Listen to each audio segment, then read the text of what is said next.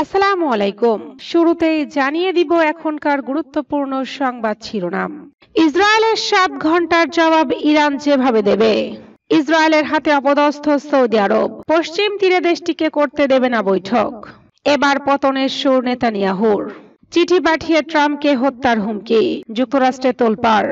ইসরায়েলের সরকার ও সেনাবাহিনীর মধ্যে বিরোধ বাড়ছে, আন্তর্জাতিক সমর্থনও হ্রাস পাচ্ছে। হুতির হামলার ভয়ে স্ত্রীকে নিয়ে পালালেন ইসরায়েলি প্রেসিডেন্ট। শুনছিলেন সংবাদ শিরোনাম, এবার বিস্তারিত। তবে তার আগে অনুরোধ থাকবে ভিডিওতে একটি লাইক দিন এবং কোথায় থেকে আমাদের ভিডিওটি দেখছেন কমেন্টে জানিয়ে দিন। ইসরায়েলের 7 ঘন্টার জবাব ইরান যেভাবে দেবে। ইসরায়েল বলছে মাত্র 7 ঘন্টা সময় পেলেই তারা ইরানে এমন হামলা চালাতে পারবে যা পুরো মধ্যপ্রাচ্য কাঁপিয়ে দেবে। এই কথাটি শুধু হুমকি নয়, এর পেছনে রয়েছে হাইপার রেডিনেস, সুসংগঠিত এয়ারফোর্স এবং বাস্তব ভিত্তিক মিলিটারি স্ট্র্যাটেজি। তবে প্রশ্ন থেকে যায়, যদি ইসরায়েল সত্যি এই হামলা চালায়, ইরান কতটা প্রস্তুত? তারা কি প্রতিরোধ করতে পারবে এবং মধ্যপ্রাচ্য কি আরো একটি পূর্ণাঙ্গ যুদ্ধে প্রবেশ করবে? ইসরায়েল এয়ারফোর্স মধ্যপ্রাচ্যের মধ্যে সবচেয়ে আধুনিক ও প্রশিক্ষিত। তারা যুক্তরাষ্ট্রের তৈরি F-35I আদির স্টেলথ ফাইটার ব্যবহার করে, যা রাডারে ধরা পড়ে না বললেই চলে। এছাড়াও রয়েছে উন্নত সংস্করণের F-15 এবং F-16 যুদ্ধ বিমান। ইসরায়েলি বিমান বাহিনীর কাছে বিভিন্ন ধরনের গাইডেড বোমা ও লং রেঞ্জ মিসাইল আছে, যার মাধ্যমে ইরানের ভিতরেও গভীর টার্গেট আঘাত করা সম্ভব। সবচেয়ে বড় বিষয় হলো, ইসরায়েলি পাইলটরা সিরিয়া, গাজা, লেবানন সহ একাধিক যুদ্ধক্ষেত্রে অ্যাক্টিভ এক্সপেরিয়েন্স অর্জন করেছে।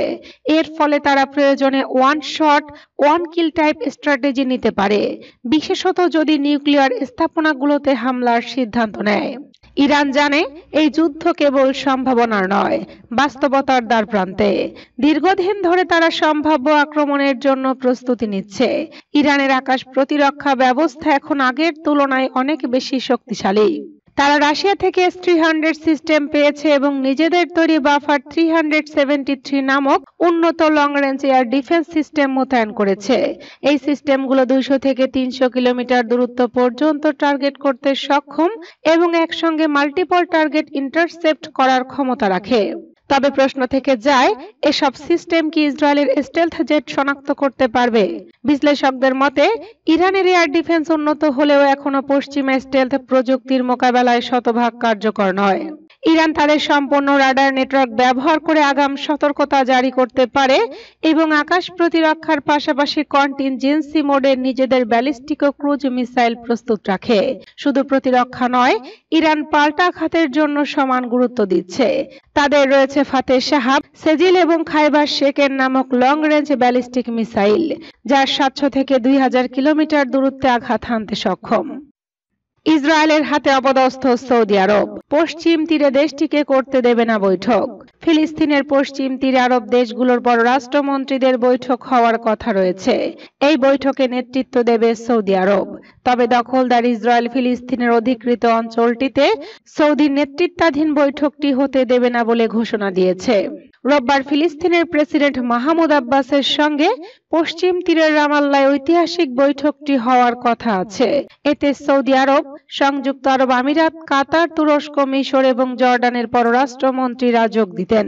দখলদার ইসরায়েলের ওই কর্মকর্তা বলেছেন, ফিলিস্তিনের প্রেসিডেন্ট মাহমুদ আব্বাস বৈঠকটি স্বাধীন ফিলিস্তিন রাষ্ট্র গঠনের কাজে ব্যবহার করবেন, যা দখলদার ইসরায়েলের নিরাপত্তার জন্য হুমকি। তাই তারা এই বৈঠক হতে দেবেন না।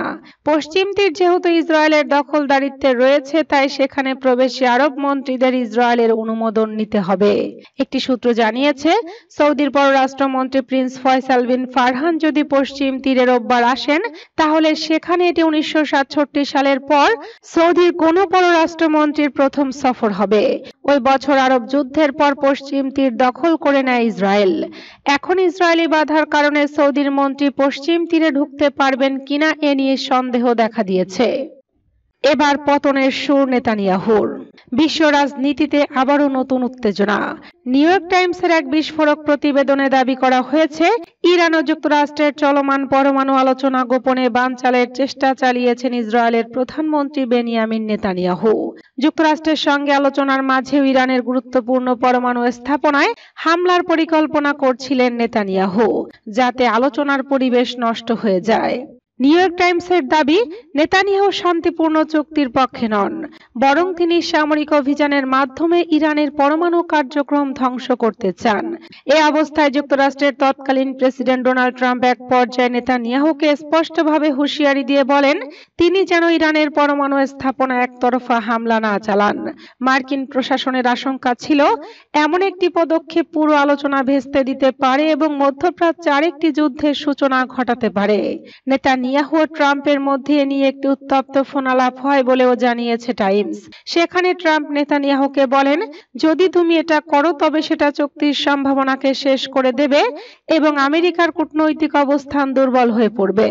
ইসরায়েলি প্রধানমন্ত্রীর দপ্তর অবশ্য এই প্রতিবেদনের অভিযোগ অস্বীকার করে এক বিবৃতিতে জানিয়েছে এই প্রতিবেদনটি ভিত্তিহীন ও মিথ্যা।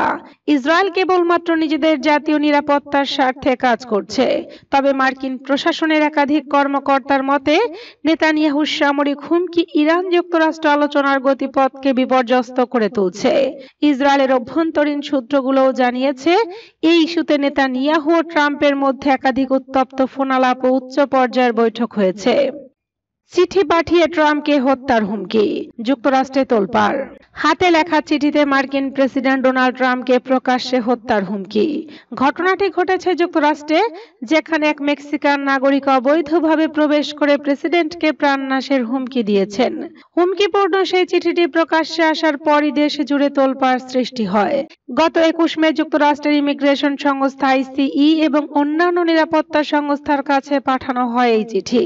পত্রে স্পষ্টভাবে বলা হয় যে কোনো এক জনসমাবেশে প্রেসিডেন্ট ট্রাম্পকে মাথায় গুলি করে হত্যা করা হবে।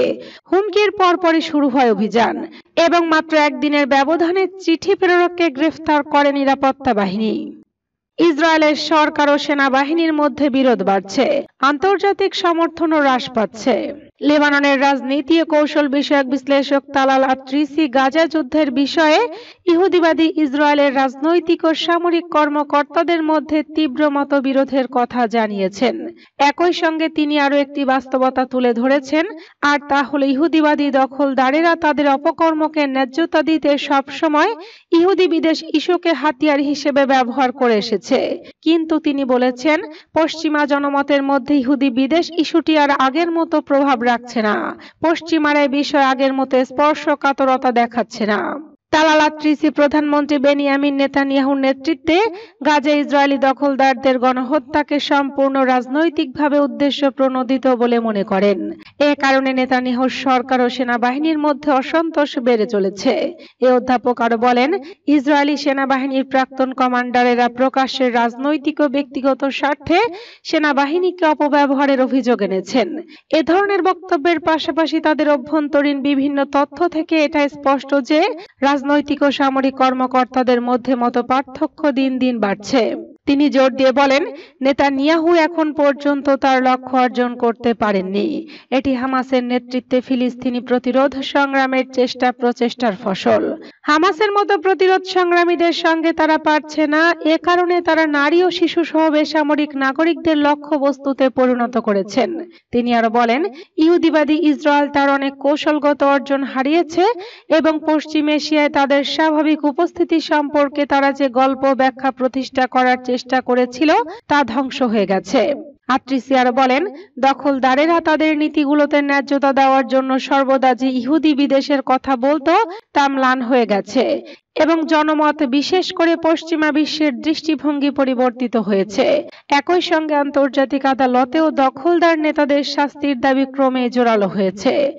হুতির হামলার ভয়ে স্ত্রীকে নিয়ে পালালেন ইসরায়েলি প্রেসিডেন্ট।